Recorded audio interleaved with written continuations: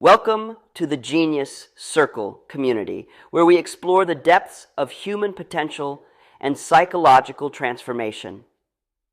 I'm Dr. Bren, and today we're beginning a comprehensive series on one of the most influential yet often invisible forces in our psychological landscape, the inner critic. This voice of judgment and evaluation shapes much of our experience, yet it typically operates beneath our conscious awareness. Over the course of this series, we'll journey through multiple perspectives on this internal voice, from traditional psychoanalytic views to modern therapeutic approaches and spiritual wisdom traditions. Whether you experience your inner critic as a harsh judge, a perfectionist taskmaster, or a cautious protector, understanding its origins and purpose can fundamentally transform your relationship with this powerful aspect of your psyche. In today's first installment, we'll explore the foundational concepts that will guide our entire series. We'll examine how different psychological pioneers understood this phenomenon. And most importantly, we'll discover why the worldview underlying these approaches makes all the difference in how we work with the inner critic. So let's begin with some essential foundational concepts that will set the stage for everything that follows. The concept of what we now call the inner critic was first formally articulated by Sigmund Freud as the superego. In Freud's model of the psyche, the superego functions as the internalized moral authority, the repository of parental and societal standards that judges the actions of the ego. The superego operates according to the ideal, what we should do, think, or be.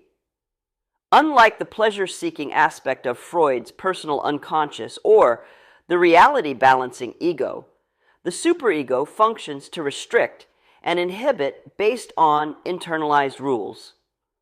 Its voice is often experienced as guilt or shame when we fail to meet these standards. But here's what's crucial to understand. Freud's perspective emerged from a strictly materialist and atheistic worldview. He viewed the psyche as entirely biological and psychological, with no spiritual dimension.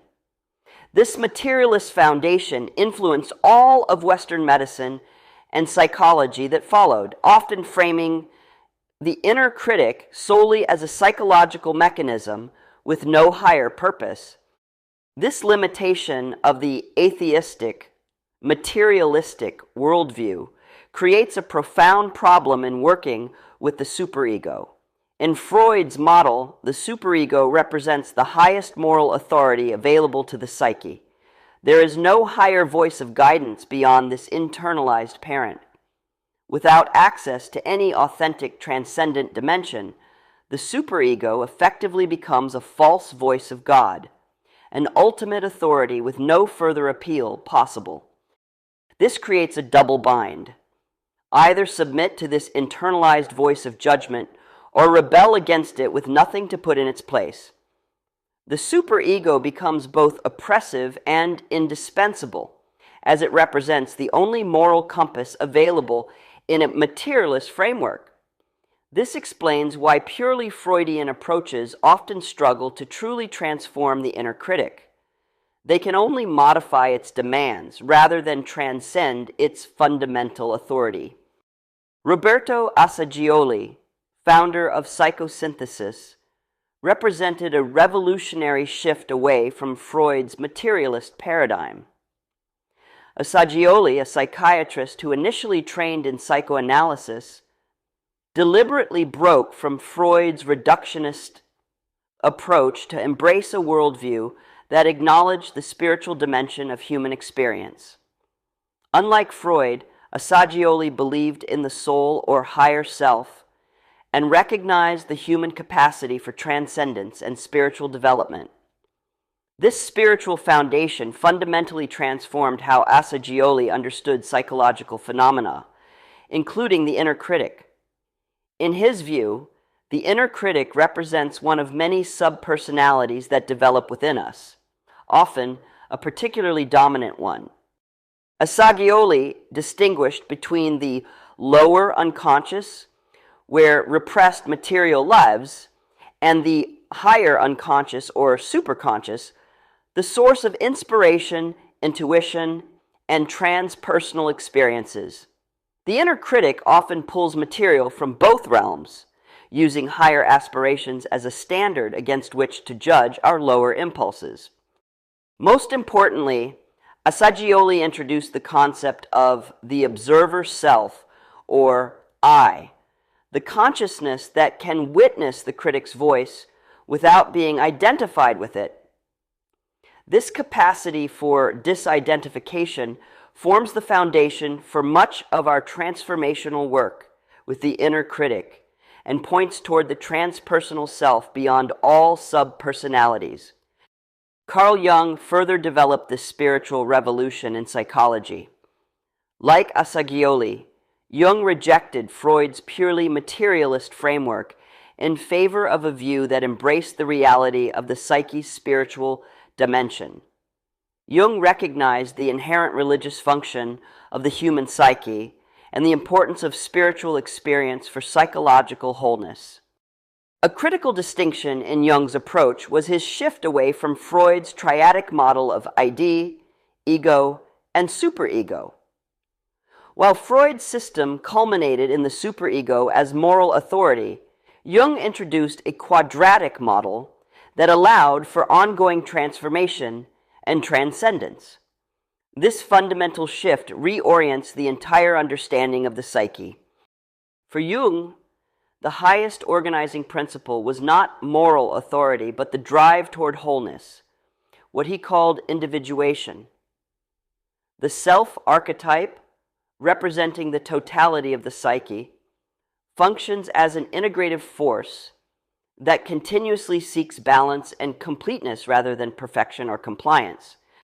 This is why Jung did not emphasize the superego in his model.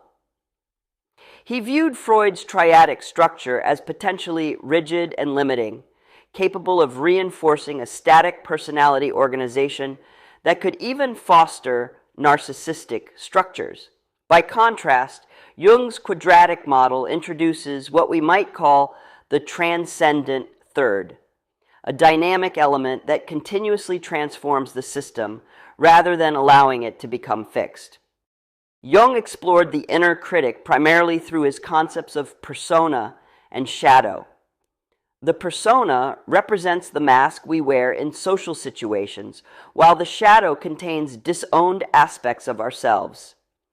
The inner critic often draws its power from shadow material, the rejected or denied parts of ourselves that we project onto others or turn against ourselves. For Jung, the critic's voice isn't the voice of ultimate moral authority, as in Freud's superego, but rather a symptom of psychic imbalance, an indicator that we've identified too strongly with certain aspects of ourselves while rejecting others.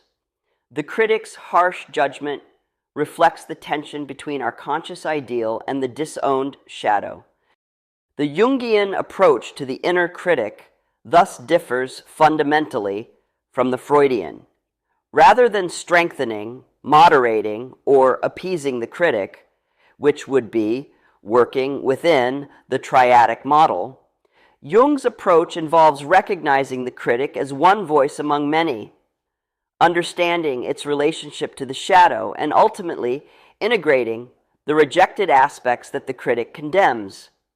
This integration process serves the self's drive toward wholeness, which transcends the critic's binary judgments of good and bad. This spiritual revolution in psychology continues today through approaches like internal family systems, IFS, developed by Richard Schwartz. IFS views the inner critic as a protective part that developed to shield more vulnerable aspects of the psyche. Central to IFS is the concept of self-energy, the natural state of compassionate awareness that exists beyond all parts. This self, with a capital S, has qualities of curiosity, compassion, calmness, clarity, courage, creativity, connectedness, and confidence. Unlike models that seek to modify or silence the critic, IFS aims to understand its protective purpose and help it find new ways to serve. This approach directly connects to the spiritual worldviews of Jung and Assagioli, as it recognizes a transcendent awareness beyond ego structures. What distinguishes the transpersonal approaches of Jung, Assagioli, and IFS from purely materialist models is their recognition that the inner critic can ultimately be transformed through connection with something beyond the personal ego, whether called the self, the transpersonal self, or the soul. This allows the critic to be replaced not just with a nicer voice, but with authentic spiritual guidance. As far as we're aware, these depth psychological approaches are unique in addressing how the inner critic can be transformed into a vehicle for true spiritual guidance, rather than remaining a false voice of God based solely on internalized social conditioning. This transformation from false authority to authentic guidance represents the spiritual heart of inner critic work and distinguishes transpersonal approaches from purely psychological ones. It's this possibility that we'll be exploring throughout this entire series. In our next installment, we'll dive deep into how the inner critic actually forms in the developing psyche. We'll explore the psychological defense mechanisms that create the internalized critic, Erik Erikson's developmental stages, and how they shape the critic's voice. The role of interjection in making external criticism internal. How early childhood experiences create the foundation for lifelong patterns. We'll also examine how developmental trauma amplifies the critic's power, and why understanding these early formation patterns is crucial for transformation. For our Genius Circle community members, this series represents a comprehensive journey into one of the most important aspects of psychological and spiritual development. Each installment will build on the previous one, creating a complete roadmap for understanding and transforming your relationship with the inner critic.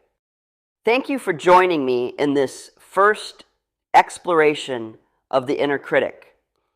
The journey we're embarking on together has the potential to fundamentally transform not just how you relate to yourself, but how you experience life itself. As we've seen today, the worldview underlying our approach makes all the difference. When we move beyond materialist limitations to embrace the spiritual dimension of the psyche, entirely new possibilities open up for transformation and growth. I encourage you to reflect on what we've covered today. Notice your own inner critic's voice in the coming days and begin to simply observe it without judgment. This gentle awareness is the first step in the transformational journey we'll be taking together. Be sure to join us for the next installment, where we'll explore how this powerful voice actually forms in the developing mind.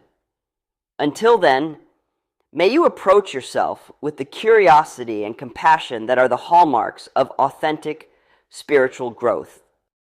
This is Dr. Bren for the Genius Circle community, and I'll see you in our next exploration together.